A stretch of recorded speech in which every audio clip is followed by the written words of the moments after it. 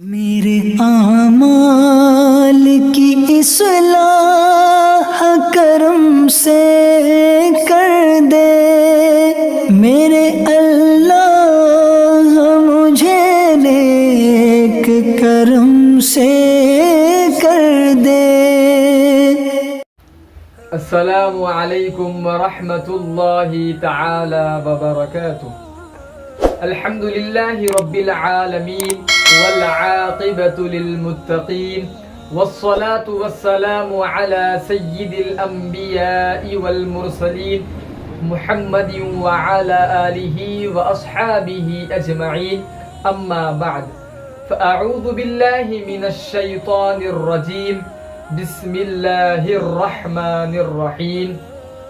أولئك الذين نتقبل عنهم أحسن ما عملوا ونتجاوز عن سيئاتهم في أصحاب الجنة وعد الصدق الذي كانوا يوعدون، صدق الله العظيم۔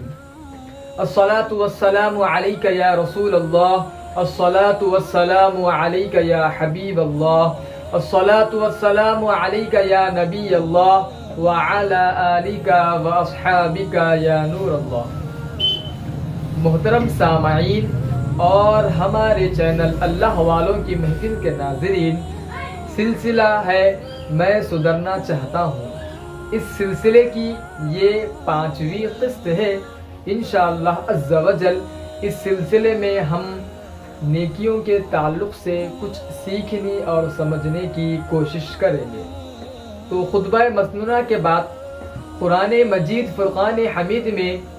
جو آیت ربانی پڑھنے کا شرف حاصل ہوا ہے، اللہ عز و جل اس میں ارشاد فرماتا ہے، ترجمہ کنز الایمان، یہ ہیں وہ جن کی نیکیاں ہم قبول فرمائیں گے اور ان کی تقصیروں سے درگزر فرمائیں گے، جنت والوں میں سچا وعدہ جو انہیں دیا جاتا تھا۔ محترم سامعین اور ہمارے چینل اللہ والوں کی محفل کے ناظرین، تفسیر صراط الجنان میں مفتی قاسم عطاری صاحب نے اس کی وضاحت فرمائی ہے کہ اولئک الذین تقبل عنہم احسن ما عملوا، یہی وہ لوگ ہیں جن کے اچھے اعمال ہم قبول فرمائیں گے۔ آیت کا خلاصہ یہ ہے کہ اس سے پہلی آیت میں بیان کیے گئے وصف کے حامل وہ لوگ ہیں جن کی دنیا میں کیے ہوئے اچھے اعمال قبول فرما کر ہم ان پر ثواب دیں گے اور ان کی خطاؤں سے درگزر فرما کر ان سے کوئی مواخذہ نہیں فرمائیں گے۔ یہ لوگ جنت والوں میں سے ہیں۔ یہ سچا وعدہ ہے جو دنیا میں ان سے نبی اکرم صلی اللہ تعالی علیہ وسلم کی زبان مبارک سے کیا جاتا تھا۔ ہاں محترم سامعین اور ہمارے چینل اللہ والوں کی محفل کے ناظرین، عقل مند وہی ہے جو نیکیوں کے حصول کی سعادت پا کر انہیں بھول جائے اور گناہ صادر ہو جائے تو انہیں یاد رکھے اور خود کو سدھارنے کے لیے ان پر سختی سے اپنا محاسبہ کرتے رہے، بلکہ نیک اعمال میں کمی پر بھی خود پر سزائیں مقرر کر لے اور ہر لمحہ خود کو اللہ وحدہ قہار عز و جل کے قہر و غضب سے ڈراتا رہے۔ یہی ہمارے بزرگان دین رحمہ اللہ المبین کا معمول رہا۔ چنانچہ امیر المؤمنین حضرت سیدنا عمر فاروق اعظم رضی اللہ تعالی عنہ روزانہ اپنا احتساب فرمایا کرتے تھے، اور جب رات آتی تو اپنے پاؤں پر درہ مار کر فرماتے، بتا آج تو نے کیا کیا ہے۔ احیاء العلوم میں اس قول کو نقل کیا گیا ہے کہ اللہ رب العزت کی ان پر رحمت ہو اور ان کے صدقے ہماری مغفرت ہو کہ امیر المؤمنین ہونے کے باوجود، خلیفۃ المسلمین ہونے کے باوجود، آپ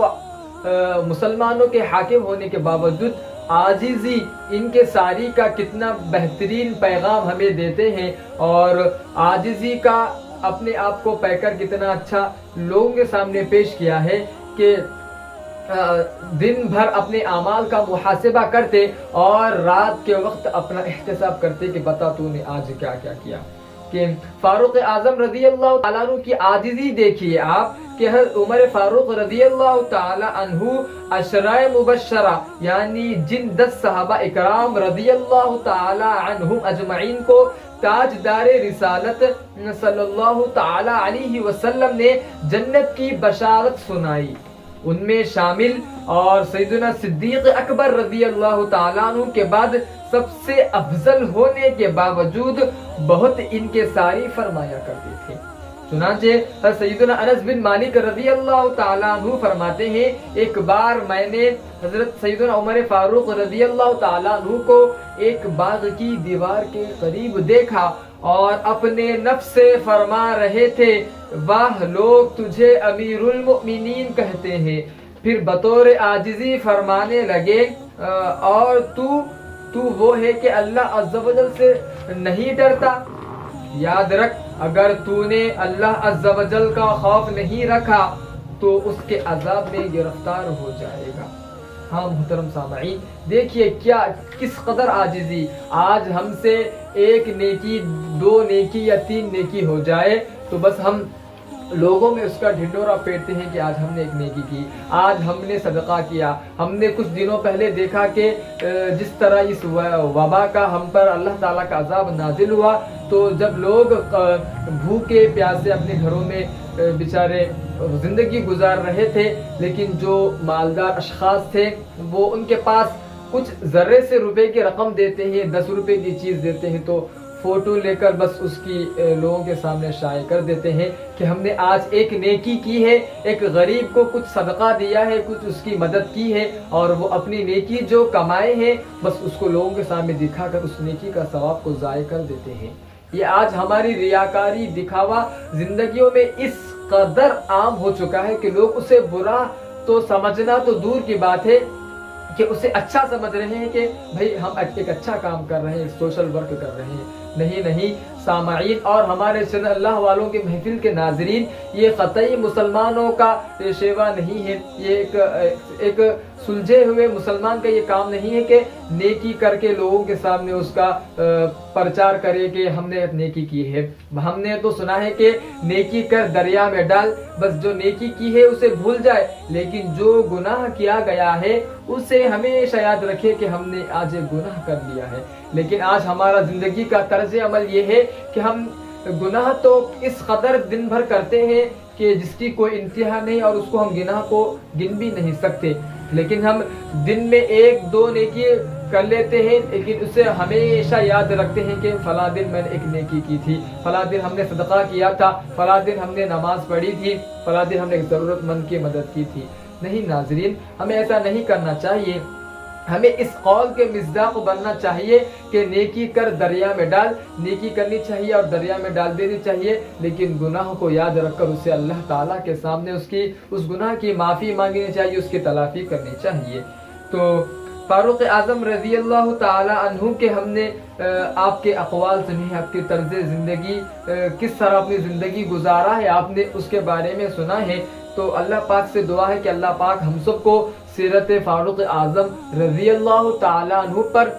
ان کی زندگی کو اپنی زندگی میں لانے کی، اس پر عملی جامہ پہنانے کی توفیق عطا فرمائے، اور ہم سب کو سچا مسلمان، نیک مسلمان بننے کی توفیق عطا فرمائے، اور اپنے اعمال کا احتساب کرنے کی توفیق عطا فرمائے.